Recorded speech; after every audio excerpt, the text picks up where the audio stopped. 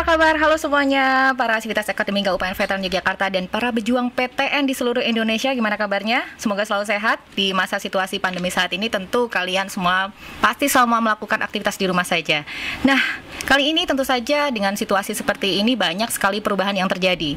Tidak hanya beribadah di rumah dan melakukan aktivitas di rumah, tapi juga sistem penerimaan mahasiswa baru di semua PTN di Indonesia terus juga mengalami perubahan, termasuk di UPN Veteran Yogyakarta.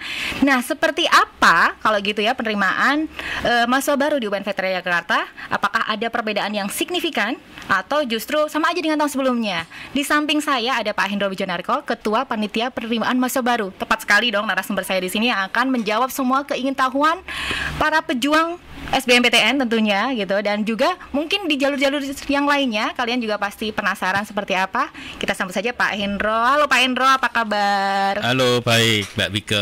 Assalamualaikum warahmatullahi wabarakatuh. Waalaikumsalam warahmatullahi wabarakatuh. Pak Hendro, kita physical distancing ya tetap ya ini ya. Ya. Tanpa masker nggak apa-apa ya, tapi karena kita ada jarak-jaraknya kok gitu. Oke Pak Hendro, wah kayaknya sehat ya Pak ya, insya Allah ya Pak. Alhamdulillah sehat. Pak Hendro, ini banyak sekali pertanyaan yang masuk di sosial media kita, di Instagram, di Twitter maupun di email yang masuk melalui UPN Pak gitu. Khususnya teman-teman yang sedang akan mencari perguruan tinggi begitu. Nah, biasanya mereka tuh bertanya, ini jalurnya masih sama nggak sih saya sampai kemarin gitu? Jalurnya apa saja sih? Pak Hendro boleh dong minta tolong untuk dijelaskan. Ya, baik Mbak Wike. Saya jelaskan untuk penerimaan mahasiswa baru, khususnya yang di PTN, itu ada 3 skema. Yang pertama adalah penerimaan melalui jalur SNMPTN yang sudah terlaksana kemarin. Yang kedua adalah SBMPTN. Yang ketiga adalah seleksi mandiri untuk yang di UPN saja atau penerimaan dari PTN masing-masing. Itu jalur penerimaannya. Nah, sekarang yang akan kita jelaskan ini adalah fokus pada di SBMPTN. Nah, jadi di SBMPTN ini adalah ujiannya ujian tulis berbasis komputer atau UTBK. Ini merupakan tes ya masuk perguruan tinggi yang dilaksanakan oleh LTMPT. Ya, atau lembaga tes masuk perguruan tinggi. Ini sebagai satu-satunya lembaga penyelenggara tes perguruan tinggi terstandar di Indonesia. Nah, keunggulannya apa Mbak Wike untuk di pelaksanaan UTBK oleh LTMPT ini? Ini adalah keunggulannya ya, dapat dilaksanakan dengan jumlah peserta yang banyak dan waktu yang cepat serta hasil tes diberikan secara individu. Oke, Pak, UTBK kali ini kan sudah tahun kedua ya. Tahun lalu juga kita UTBK, tapi sekarang di situasi seperti ini tentu saja akan ada perubahan atau justru sama saja Pak dengan tahun sebelumnya? Ya, jadi untuk UTBK yang tahun 2020 ini ada kasus pandemi ini Mbak Wike.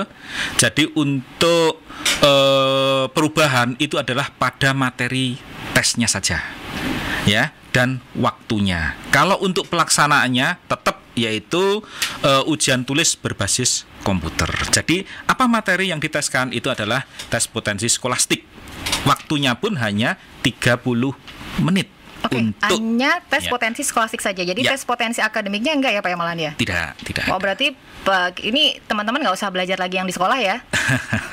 Atau gimana Pak? Di materi sekolah perlu dipelajari lagi nggak ini? Jadi begini, kenapa sih hanya tes potensi akademik atau tes potensi skolastik ini? Ya karena kan di dalam penerimaan ini kita sudah ada skema yang di SNMPTN, ya di SBMPTN ini kita ringkas karena ada kasus pandemik ini juga, dan juga dengan adanya tes potensi skolastik atau TPS ini nanti bisa untuk memprediksi bagaimana nanti mahasiswa di dalam menjalankan kuliahnya itu ya, atau di dalam masa kuliahnya itu bisa tepat waktu.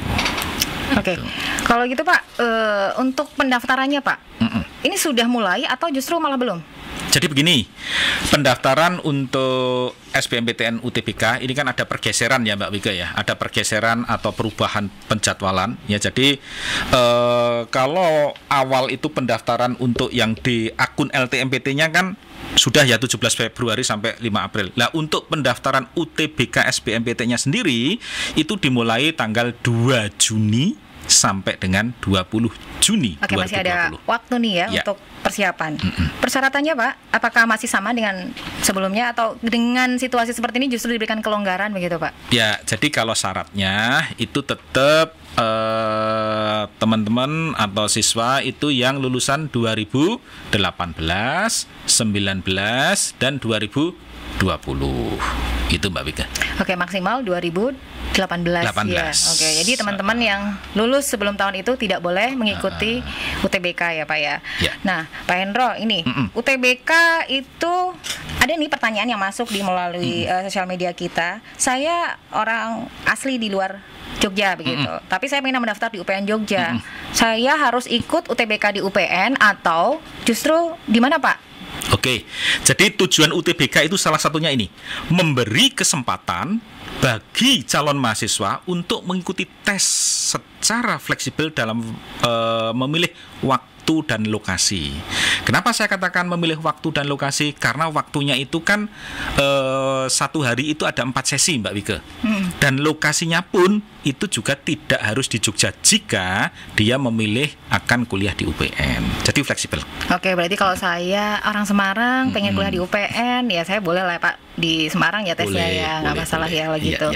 Kalau di UPN sendiri kuota untuk peserta UTBK-nya apakah seberapa Pak? Bisa banyak nggak? Atau jangan-jangan saya mendaftar udah habis kursinya di UPN ternyata Pak? Jadi begini Mbak Wike, karena kan pelaksanaan tesnya itu kan 1 hari 4 sesi, dan tesnya itu kan mulai tanggal 5 Juli sampai tanggal 12 Juli. Ya, jadi untuk kapasitas yang akan tes di UPN di kampus Condong Catur dan kampus Babarsari itu ada 7.140 tempat atau kursi yang disediakan untuk tes calon mahasiswa. Oke. Iya.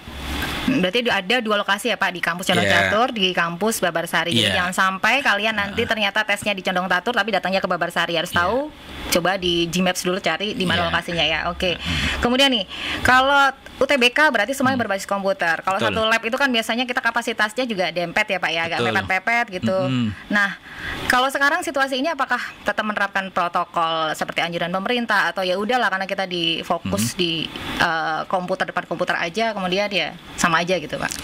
Jadi begini Mbak Wike, karena ini masa yang berbeda dengan pada masa-masa yang lain, tetapi kita kan tidak harus berpangku tangan atau diam di rumah saja. Tetap untuk pelaksanaan tesnya itu UTBK itu tetap dengan menggunakan tes ya berbasis komputer. Itu kita menggunakan standar untuk protokol penanganan COVID. Artinya apa? Bahwa calon mahasiswa yang akan masuk itu sudah kita deteksi suhu badannya, sudah kita sediakan hand sanitizer, dan peserta juga wajib menggunakan masker, dan di dalam pelaksanaan di ruangan itu juga kita berikan jarak. Ya, jadi satu lab itu atau tempat tesnya itu jaraknya itu sudah kita atur sesuai dengan protokol COVID. Gitu Mbak Wika. Oke, semua ikutin prosedur ya Pak ya, gitu. Jadi semua peserta wajib menggunakan masker. Jadi kalau misalnya datang tanpa masker harus pulang dulu ya Pak, beli masker dulu. Ya, tetapi kita tetap tidak sekejam itu. Jadi kita atau tetap, disediakan masker mungkin ya Pak ya. Tapi kita tidak umumkan menyediakan masker. Tapi tetap kita cadangkan masker. Jika ada peserta nggak usah pulang lah. Nanti kalau pulang rumahnya Semarang, dia balik ke Semarang, balik lagi ke Jogja, waktunya habis dong. Kita sediakan tempat penjualan masker mungkin Pak.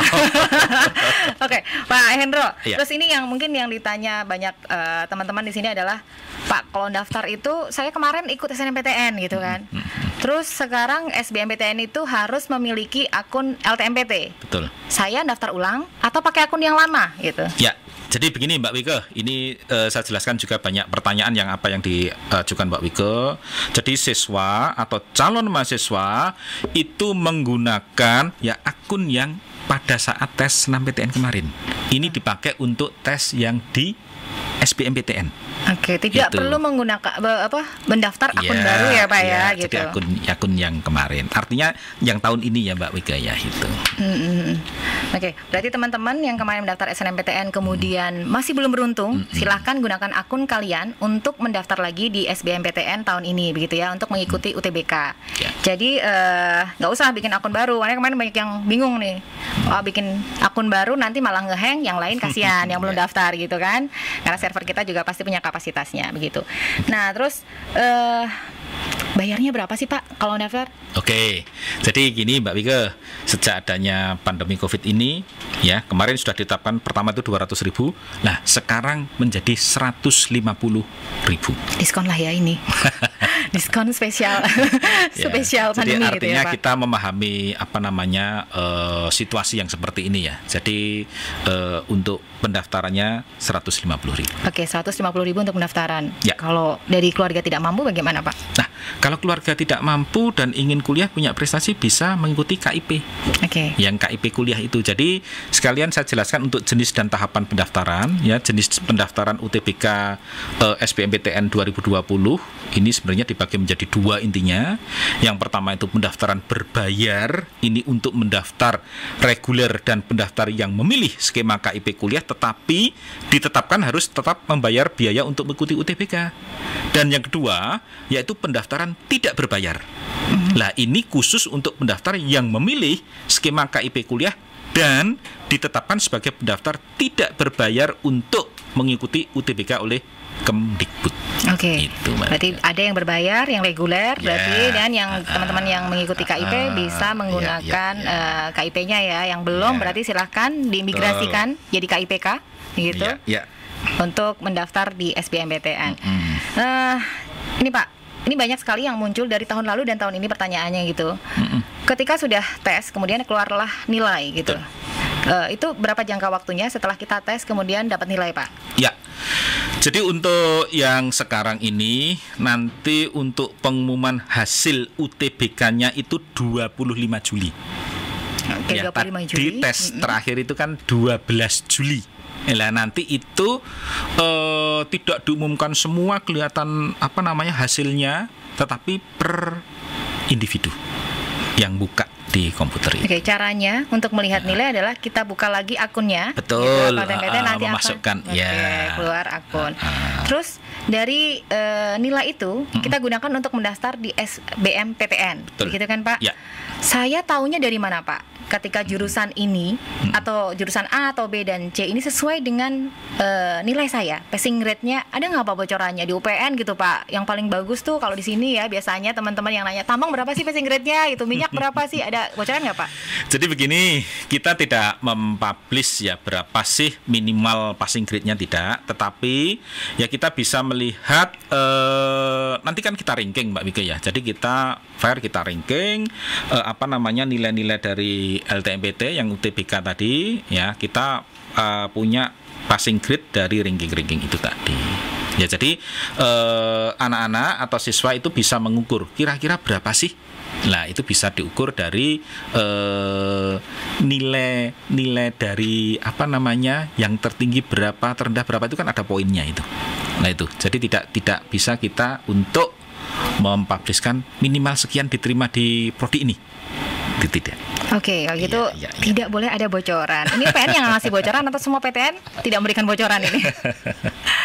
Nggak ada bocoran ya. Jadi kalau misalnya teman-teman gitu kan ada dapat share gitu atau di sosial media ternyata ada passing grade PTN A atau PTNB di UPN seperti itu, berarti itu dijamin hoax ya Pak ya. Betul. Itu dipastikan hoax karena tidak ada perguruan tinggi negeri yang merilis passing grade dari tahun ke tahun begitu. Jadi teman-teman jangan percaya itu ya. Siapkan diri kalian aja untuk menghadapi UTBK besok karena tes potensi skolastik, berarti mungkin kalian agak lebih aman ya, dan kayaknya dapat bonus ya Pak tahun ini tuh kalau lulusan tahun ini tanpa UN juga ya Pak ya dibanding tahun sebelumnya gitu. Jadi agak happy ya untuk menyiapkan di sini dan banyak waktu juga kalian di rumah bisa banyak belajar ya Pak ya. Oke, kayaknya itu dulu Pak Hendro. Terima kasih banyak waktunya. Nanti kita akan ketemu lagi mungkin Pak di seleksi yang lain Pak gitu. Jadi teman-teman yang masih penasaran, wah aku kayaknya kalau gagal di SBM mau jalur yang mana ya? Nanti kita akan berbincang lagi, mengulik lagi seperti apa pendidikan Isma baru di UPN Veteran Yogyakarta khususnya di episode yang selanjutnya. Oke? Ya. Terima kasih. Assalamualaikum warahmatullahi wabarakatuh. Waalaikumsalam warahmatullahi wabarakatuh.